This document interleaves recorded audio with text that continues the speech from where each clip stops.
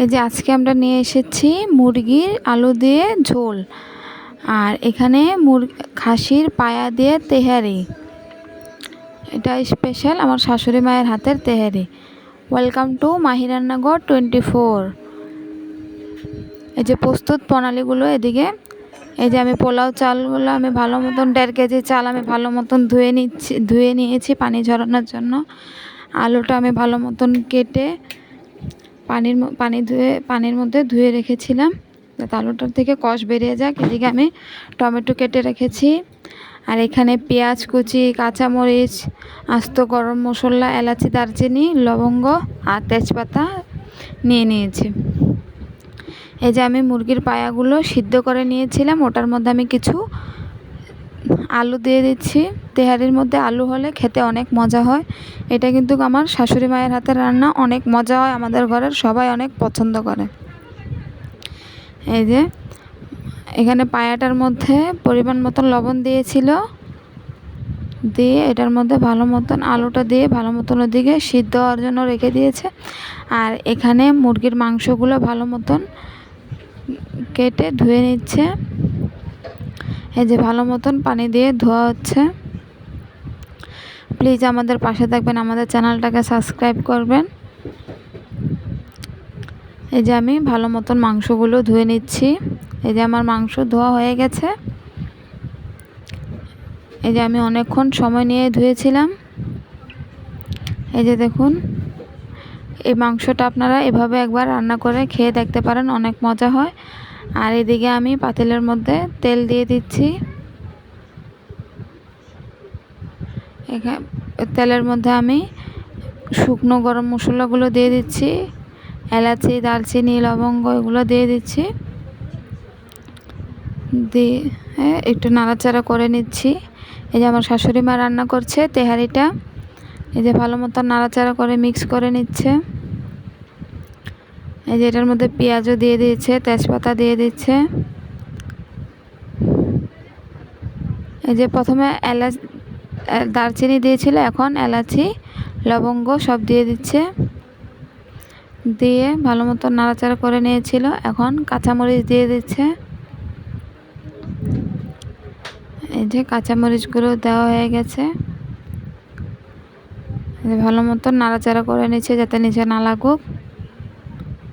এই যে ভালো মতন, এই যে এটার মধ্যে আবার কিছু মশলা দিয়েছে, মরিচের গুঁড়ো,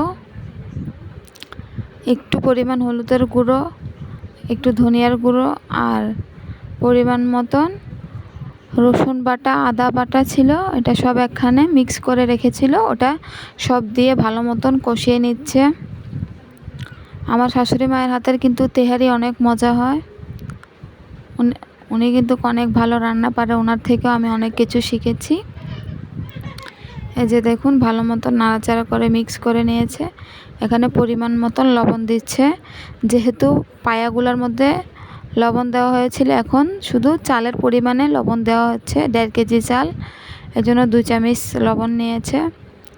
দিয়ে যে দেখুন অনেকক্ষণ কিন্তু মশলাটা কষিয়েছে। এই যে কষানোর পর এবার চালগুলো দিয়ে দিচ্ছে, চালগুলো সব ঢেলে দিচ্ছে।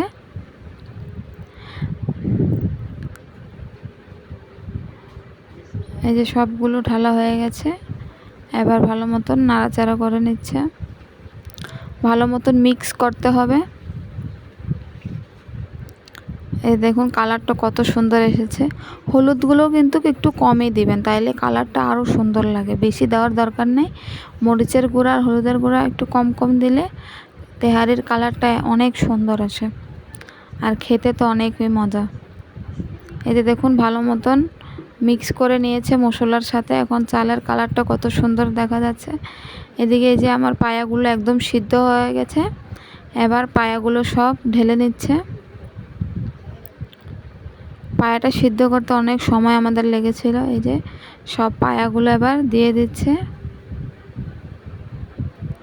এই যে সবগুলো দেওয়া হয়ে গেছে, এবার ভালো মতো নাড়াচাড়া করে নিচ্ছে। এখন কিন্তু চুলার তাপ মিডিয়াম না ফুল আছে, একটু উতরানিটা দিলে কমিয়ে দিবে।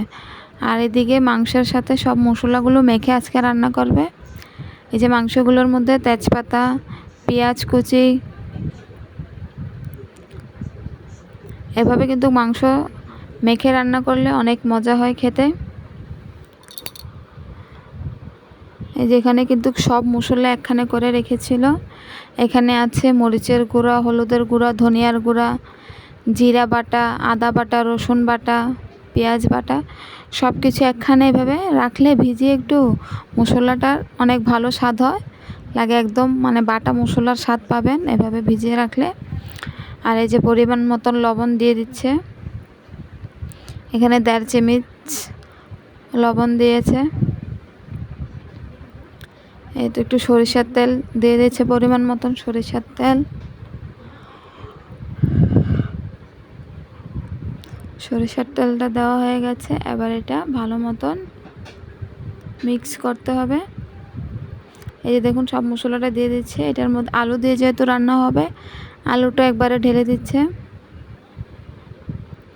এই যে আলুটা দেওয়ার পর ভালো মতন মাংসগুলো মেখে নিচ্ছে, একদম ভালো মতন মাখতে হবে। এই যে দেখুন ভালো মতন মাখা হয়ে গেছে, এবার এটা কিছুক্ষণ রেখে দেওয়া হবে। আর ওদিকে অন্য পাশে পায়ার তৈয়ারিটা হচ্ছে।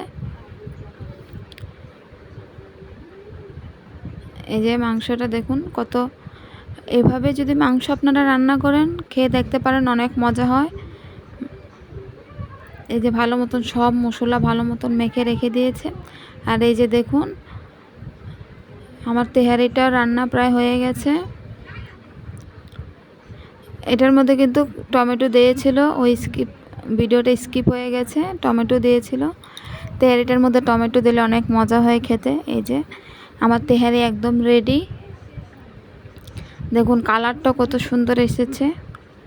তেহারিটা খেতে কিন্তু অসম্ভব মজা হয়েছিল। এই যে আবার মাংসগুলো এবার চুলার মধ্যে বসিয়ে দেওয়া হয়েছে। মাংসটা বসিয়ে কিছুক্ষণ সময় নিয়ে কষাতে হবে। এই যে ঢেকে ঢেকে কষিয়ে দিচ্ছে। এই যে আমি ভালো মতন কষিয়ে এটার মধ্যে আমি ঝোলের জন্য একটু পানি দিয়ে দিয়েছিলাম। এই যে দেখুন এই যে আমার তরকারিটা হয়ে গেছে। বিরিয়ানি এভাবে আপনারা ট্রাই করে দেখতে পারেন।